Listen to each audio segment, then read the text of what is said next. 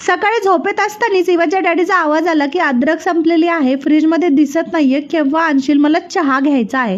त्यामुळे फटाफट उठले आणि ब्रश केला आणि त्यानंतर भाजीपाला आणायला गेले.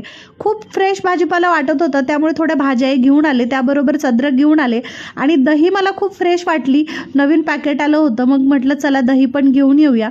मावशीने तोपर्यंत स्वयंपाक वगैरे करून घेतला होता, पोळी आणि भाजी, पण मला आज पोळी खायची बिलकुल इच्छा होत नव्हती. त्यामुळे कॅसरॉल व्यवस्थित वॉश करून घेतला आणि त्याच्या बनवलेल्या पोळ्या होत्या त्या मी पॅक करून व्यवस्थित ठेवून दिल्या. म्हटलं संध्याकाळी ह्या पोळ्या खायच्या आणि आता मात्र राईस टाकायचा.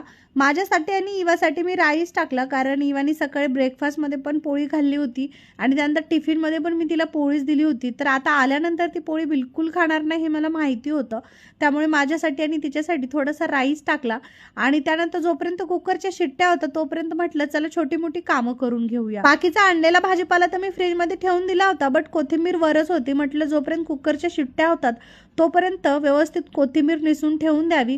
शक्यतो त्याला 10 ते 15 मिनिटं लागतात, पण मी काय केलं, खालचा जो भाग होता तो कट करून फ्रीजमध्ये व्यवस्थित कोथिंबीर ठेवून दिली. म्हटलं जेव्हा निवांत वेळ आहे तेव्हा मग मी बाहेर काढून व्यवस्थित निसून घेईल, कारण मला खूप कामं बाकी होती, म्हणजे मला एडिटिंग वगैरे करायची होती आणि सकाळी 1 वाजेपर्यंत मी सगळे व्हिडिओ अपलोड करते. फटाफट सगळा किचन वट्टा वगैरे आवरून घेतला, राईसही झाला, जेवण केलं आणि त्यानंतर व्यवस्थित किचन धुवूनही घेतली आणि अर्ध्या तासात माझी सगळी कामं आवरून गेली. असा होता माझा दिवस. चला, आवडला असेल तर लाईक करा. भेटूया उद्याच्या ब्लॉगमध्ये. बाय.